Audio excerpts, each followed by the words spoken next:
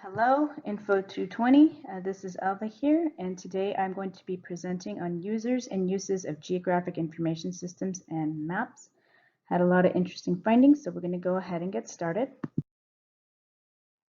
The outline. So today's presentation will include an introduction, methods and participant info, data results, a discussion, and a conclusion. So introduction and predictions. So two predictions I had.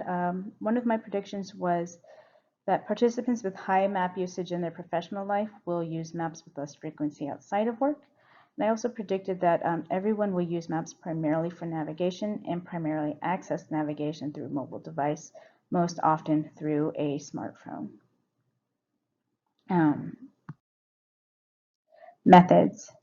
So for me, it was important to get as wide a breadth of participants as possible. So I had some participants who were from rural areas. I also had some who were from suburban areas. I had participants from Oregon, and I also had participants from California. I had a fair representation of participants under 30, and I also had fair amount of participation in the 30 to 60. I was not able to find any participants in the above 60 category. So participants. So participant 1 is a former soldier with the U.S. Army, male, under 30. Participant 2 is a female, 30 to 60, independent contractor with Amazon. Participant 3 is a male, 30 to 60, assistant conductor with Amtrak.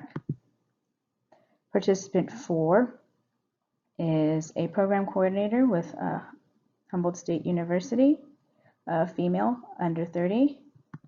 And finally, a trio upward bound college advisor, female, under 30.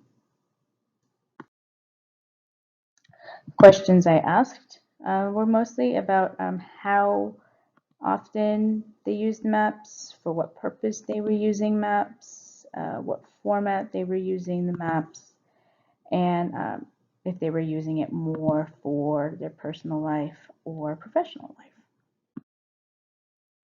life. So data results, the professional user of maps, I used the soldier with the former soldier with the U.S. Army who described a land map training exercise where units were taken to remote regions of South Korea. They were given a map, a compass, and pencils to mark their territory, mark their navigation along the map. They had to do pace counts, and they had to deal with uneven terrain and very rocky terrain. And so the exercise was every 6 months and would take between 3 and 4 hours to complete. Teams of 2 to 3 were assigned and were given these basic tools to be able to navigate their way back to a specific destination. And so they had to be mindful of roads that vehicles could travel on and other landmarks that they could use to position themselves on the map.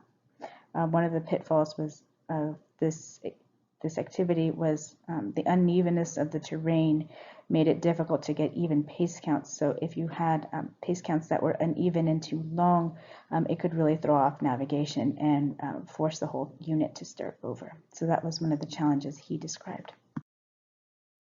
Where are my participants going? My participants are going to work, using the bus, and walking. My participants are flying for international travel and getting from one airport to another. They are also using it to navigate through very mountainous and forested areas to get to school sites.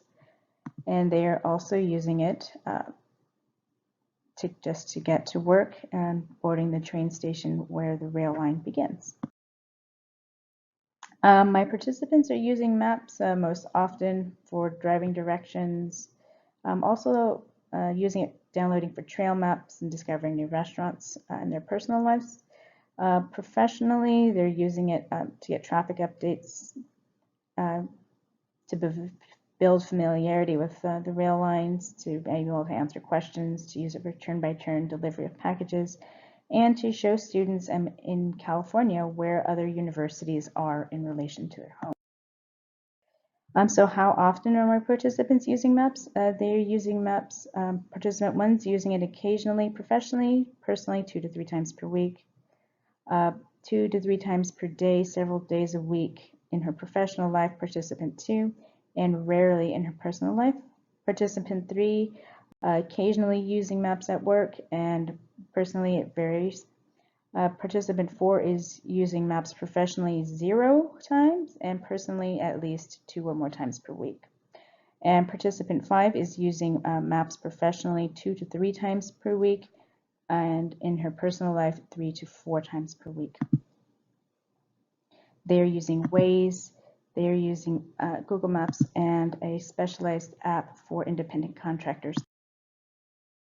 And in conclusion, one of the interesting findings that I had was that maps are increasingly more important for people to use as a tool for productivity and efficiency. No one described them as historic or creative or scientific works, aside from using them for trail maps and traffic maps. There was pretty straightforward uses of maps for navigation. And although I was thinking that no one would not have any nostalgia for using maps, I did have one participant who admitted that I really do love looking at maps and seeing where things are geographically in relation to each other and figuring out all the keys. I love the concept of them and looking at them. And to me, that's an important reminder that even as we move further away from physical maps, that there is still a nostalgia and a desire to connect with things in a physical way. So thank you for your time and enjoy the rest of your day.